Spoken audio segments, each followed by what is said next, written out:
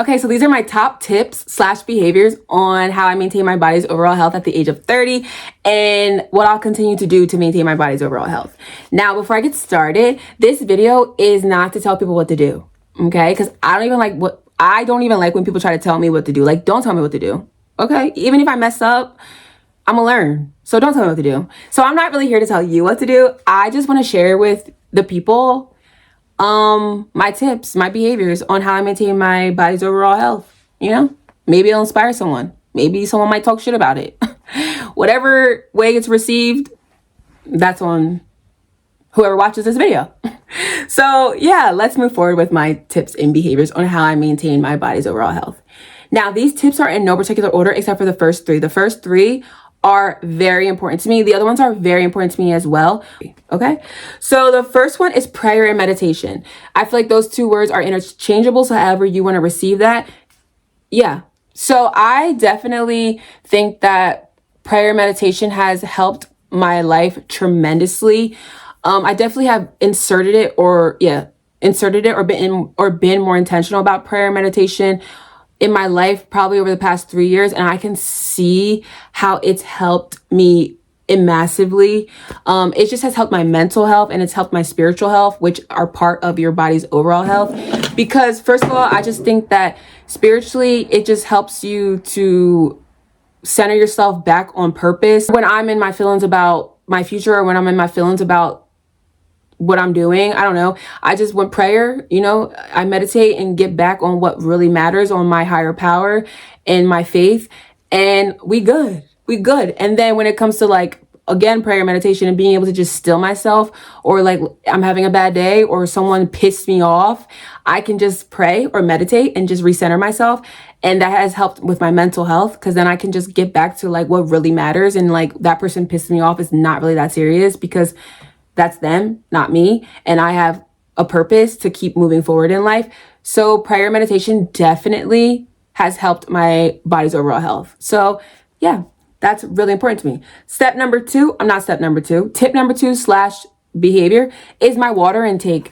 I've always really been a major water drinker. I would say probably in my early 20s, like 21, 22. I just stopped drinking everything but water. I don't know. So I've always been a huge water drinker. I love water. The people who really know me know that I'm drinking water with everything. And I just think that it's definitely played a huge impact on my body's overall health, because it just has helped keep my face so clear and clean. Definitely as a woman, it's helped, I definitely think it's a natural detox and cleanse. So it just helps with our womanly body parts to just kind of keep things fresh and flushed out. It just helps us stay clean and, so definitely water intake has helped with my body's overall health majorly. Okay. And when I'm feeling, I'll get there. So, that's tip 2.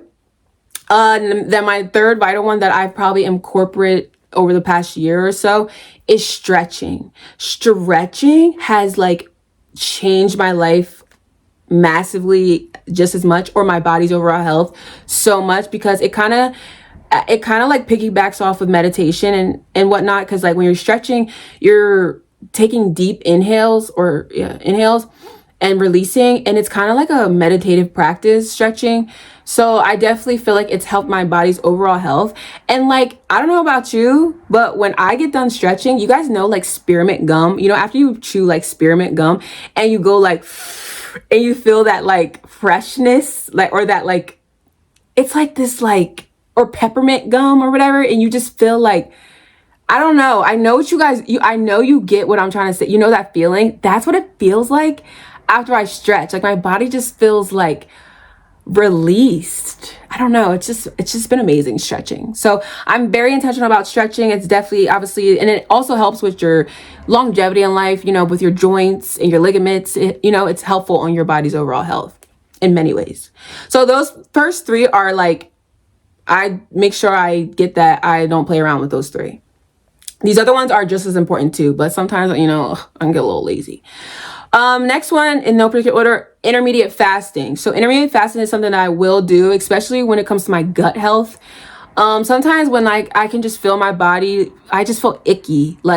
you know, if I'm passing gas a lot, or you know how foods like sodium, a lot of sodium or whatever can like inflame yourself inside, like, so when you just start to feel like, or when I start to feel icky and nasty, I will do an intermediate fast where we'll tie in with the water. So like I won't eat till 12, and in those first several hours I am drinking a lot of water. I am peeing a lot because I'm just trying to like detox and cleanse and push out all that sludge or whatever it is that's in me, for my gut health. So obviously when you keeping a nice gut health and detoxing your body helps with your body's overall health. So intermittent fasting is another very important practice that I do.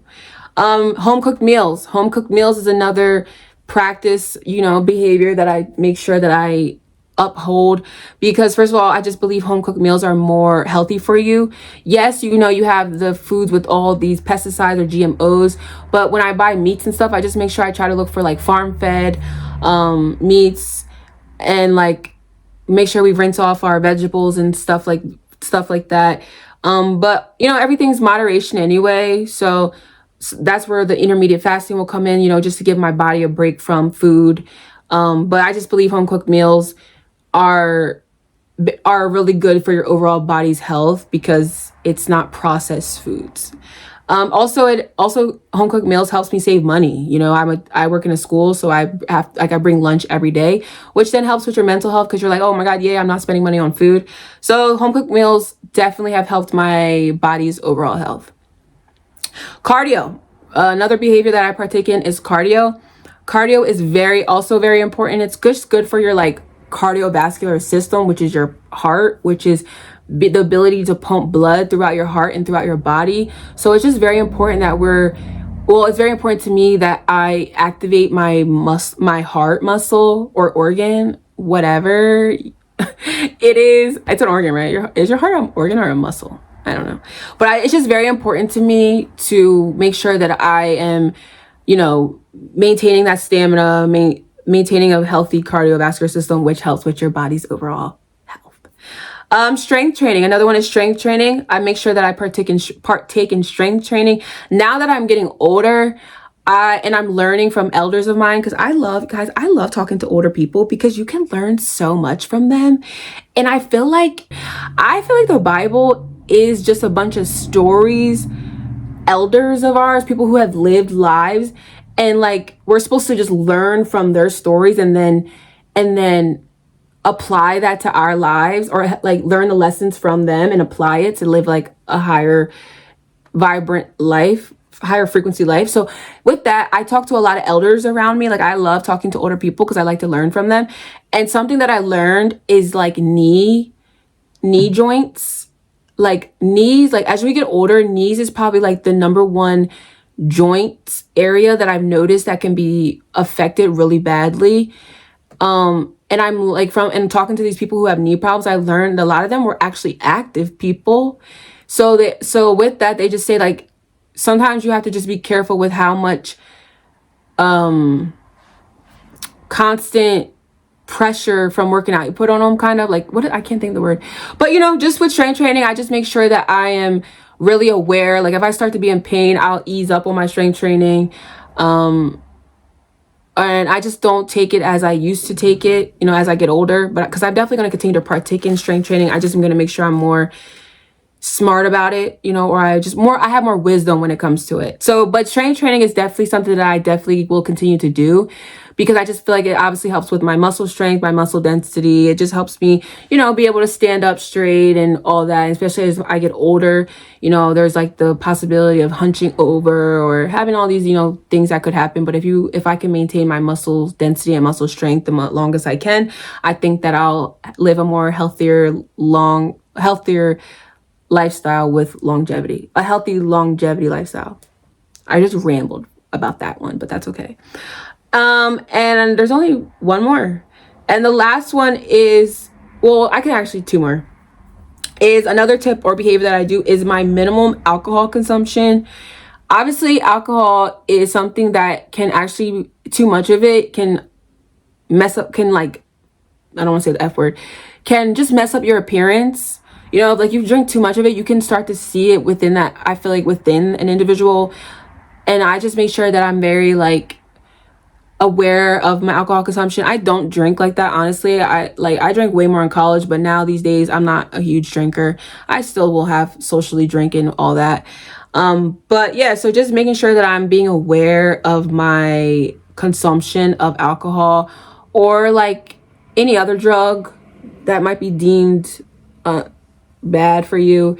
I don't know. I just, at the end of the day, it's when it comes to food and whatever stuff you put into your body or whatever, honestly, strength training, all of it, it's just about moderation. Something too much of something is bad for you. Sometimes too much of less or not enough for something can be bad for you. You just have to become aware, and that brings me to the last tip that I feel like has helped my body's overall health, and that's my menstrual. This is more so for women, but coming in tune with my menstrual cycle has been something that has helped my body's overall health too, because me knowing now when my menstrual cycle comes, I can just be more aware of my emotions, which has helped my mental health and my just overall health. So if you're a woman and you can come in tune with your menstrual cycle, I feel like it'll help you with your overall self, because the menstrual on a woman can affect you in so many ways.